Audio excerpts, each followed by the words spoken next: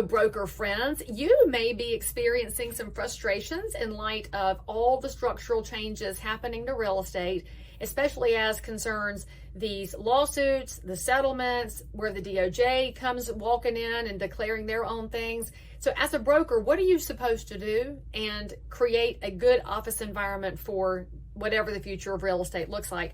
Well, here's the number one most important thing. And I've said this before, I'll say it again. You have to talk to your agents. Be available to them. Have Zoom meetings if you need to, in-person meetings, obviously the best, but make sure that you're finding out what your agents are hearing from buyers and sellers in your marketplace, and you're guiding them in how best to explain things so that the consumer understands exactly what's going on and that they can still engage a professional realtor if they so choose. That's our job as brokers, is to be super great communicators. The number two most important thing you can be doing right now, this involves your policies and procedures manual. Now, some of y'all belong to national franchises, and your franchise may give you a policy and procedure manual. Here's my question for you. And I don't know who I'm talking to, but I'm looking at you right now. Did you actually read the one that came from your franchise brand? Did you edit it to look like your local marketplace? Did you personalize it to the culture that you've built in your office? If not, go get after that. Now, I'm going to talk to my independent broker owners. A lot of y'all don't have policies and procedures manuals. And how do I know this? Because I teach a lot of classes, and I run into a lot of brokers that say, what? They don't have a policies and procedures manual. Now, some people have been misguided by employment law, and they think, well, my agents are 1099s. I can't have policies and procedures. Yes, you can. You absolutely can. You just can't dictate their minute by minute, day by day schedules.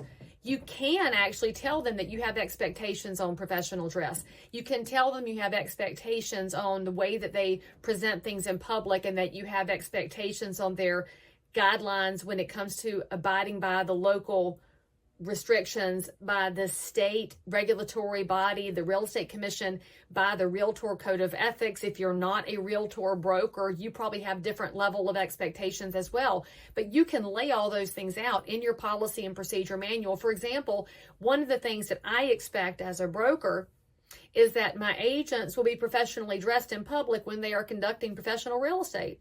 Now, that's left up to a lot of freedom, because professional dress, if somebody's showing land, is different than if they are showing a condo in downtown Charlotte. It's going to be different from time to time. I totally get that, because to me, professional dress is just being elevated beyond where your clients are, so that if the neighbor is looking out their front window, they can tell which one is the realtor. All right? That is a basic policy in my office, and I think it is reasonable. I also have as part of that policy that we can't have cleavage flying around. I don't think that is a professional look. Your office may be different than mine, but you get to set those policies and procedures. Now, in that policy and procedure manual, you should probably address how compensation works in your office. How do agents get compensated? Who does what? How do you look at the forms? Most importantly, I'm already going to guess this is in there, but just make sure it's in there.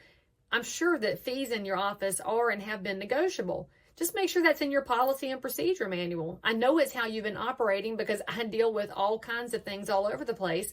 We just have to make sure that our manuals tell people what we're actually doing. Sometimes we do things without writing it down, so get that manual updated. And also make sure that your manual updates include changes to buyer agency representation forms in your state.